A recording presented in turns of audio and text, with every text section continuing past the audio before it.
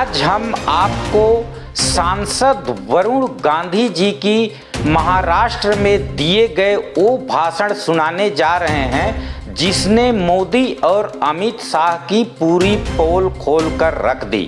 आइए जरा सुनते हैं वरुण गांधी जी ने महाराष्ट्र में क्या कहा। मैं इसलिए आया हूं ताकि अगर कोई माय का लाल हिंदुस्तान को अंदर से दीमक की तरह खा रहा है तो हम नाम लेके और उसका काम लेके भी बोलेंगे और डंके के चोट पे बोलेंगे। हमारे देश में आपके बाप दादाओं ने, आपके माँ और दादियों और नानियों ने अपने कंगने बेच दिए। इस देश की आजादी की लड़ाई में अपनी हड्डी पे लगाया, तब हमारा देश जाके स्वतंत्र हुआ। आज केवल हम हिंदुस्तान पाकिस्तान के क्रिकेट मैच पे ताली बजाएं, ये हमारी देशभक्ति नहीं हो सकती। देशभक्ति हमारी तब होगी जब हम अपना सब कुछ दांव पे लगाने के लिए तैयार हों। इस देश के लिए पे हाथ उठाइए। कितने लोग यहाँ पे इस देश को प्यार करते हैं? हाथ उठाइए। कितने लोग अपने बच्चों को प्यार करते हैं? अपना हाथ उठाइए। अब मैं एक बात आपसे पूछना चाह रहा हूं।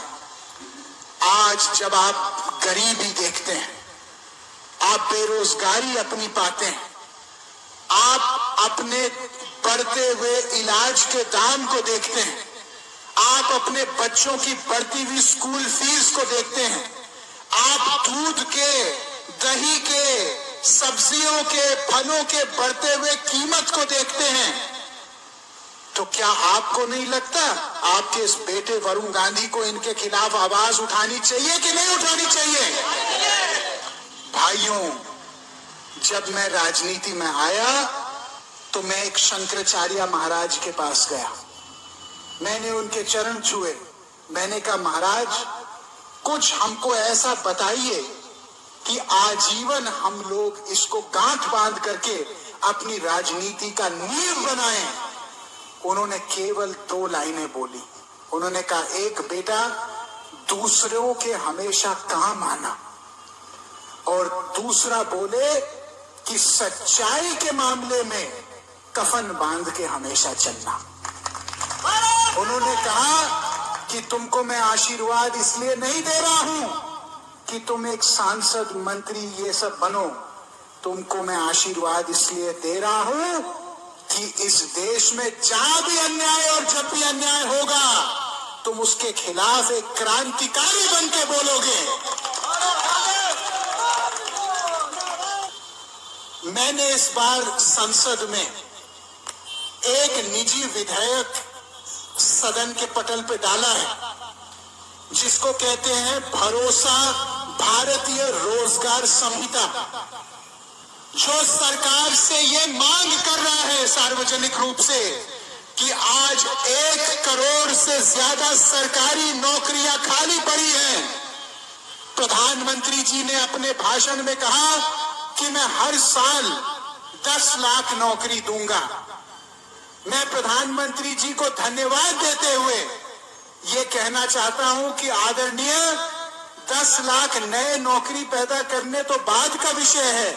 पहले जो 1 करोड़ सरकार में खाली पद पड़े हैं उनकी भरपाई तो कीजिए, ताकि आने वाले समय में जो 5 लाख, 2 लाख, 50,000 धीरे धीरे धीरे बेरोजगारी खत्म हो।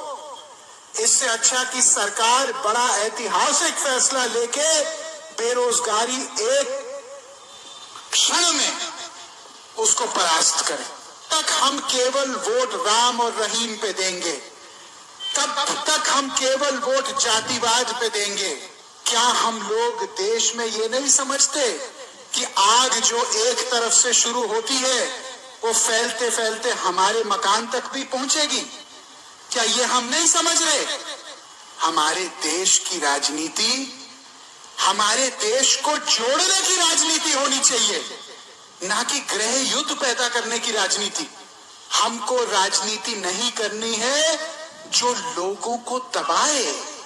हमको राजनीति करनी है जो लोगों को उठाए। ताकत वो नहीं होती जो लोगों को दबाने के लिए इस्तेमाल की जाती है। ताकत वो होती है जो लोगों को उठाने के लिए इस्तेमाल होती है। आज हमारे देश में किसान इस समय कितने बड़े संकट में है। कोई टीवी चैनल दिखाने को तैयार नहीं, कोई अखबार लिखने को तैयार नहीं। केवल क्या लिख रहे हैं? हिंदू मुस्लिम, जाति पाति, तोते के तरह। भाई को बांटो, भाई को काटो। ये राजनीति हम होने नहीं देंगे। हम लोग वो राजनीति का बीज डालेंगे आपके सीने में, जिस राजनीति से आपका और आपके बच्चों को फायदा मिले। किसी दूसरे को नीचे के दिखाने से आज तक कोई आदमी बड़ा नहीं हुआ। एक संकल्प आज लेने बैठे हैं, और वो संकल्प है कि ऐसा भारत अगली पीढ़ी देश में बनाएगी जिस भारत में असली लोकतंत्र जन्म लेगा। एक बार राम मनोहर लोहिया जी को किसी ने पूछा कि नेताजी, आप कांग्रेस के खिलाफ इतना क्यों बोलते हो? आप तो पंडित नेहरू के मित्र रहे हो, लेकिन आप उनके खिलाफ पूरा बोलते हो, ऐसा क्यों होता है?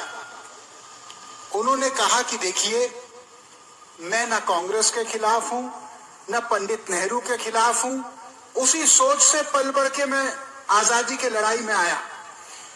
लेकिन जब केंद्रीकरण की राक्षसी ताकत इतनी बढ़ जाती है कि आम आदमी उस ताकत से दूर हो जाता है, तो कभी भी देश का गरीब आदमी अपने जंजीरें नहीं तोड़ सकता।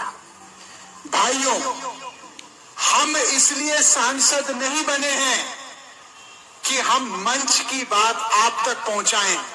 हम सांसद इसलिए बने हैं कि आपकी बात मंच पर बोल पाएं।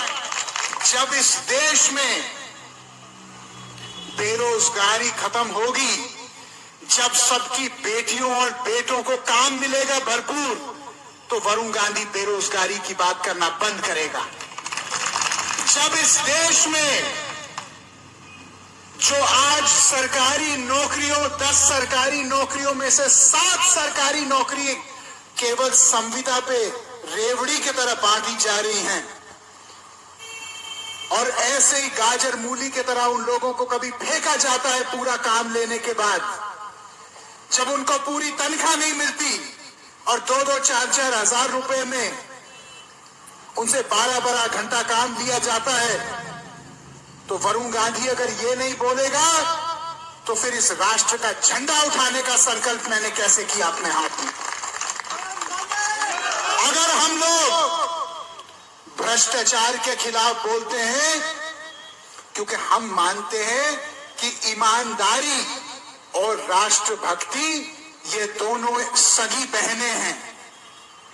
अगर ईमानदारी नहीं होगी तो राष्ट्रभक्ति भी नहीं हो सकती। जो लोग कमीशन खाते हैं, जो लोग पहले कच्चे मकान में रहते थे, फिर जनप्रतिनिधि बनने के बाद अरबों के महल बना रहे हैं, जो कॉलोनियां काट रहे हैं, जो लोगों का हक छीन रहे हैं, अगर वरुण गांधी आवाज नहीं उठाएगा तो क्या ये लोग आवाज उठाएंगे? देखा आपने, ये थे सांसद वरुण गांधी। इनकी इसी भाषण ने भाजपा की झूठी वादों और जाति धर्म के नाम पर राजनीति की पूरी पोल खोल कर रख दी। हाल इस खास रिपोर्ट में इतना ही। देश दुनिया की ताजा तरीन खबरों के लिए देखते रहें अजीजी 24 न्यूज चैनल। धन्यवाद।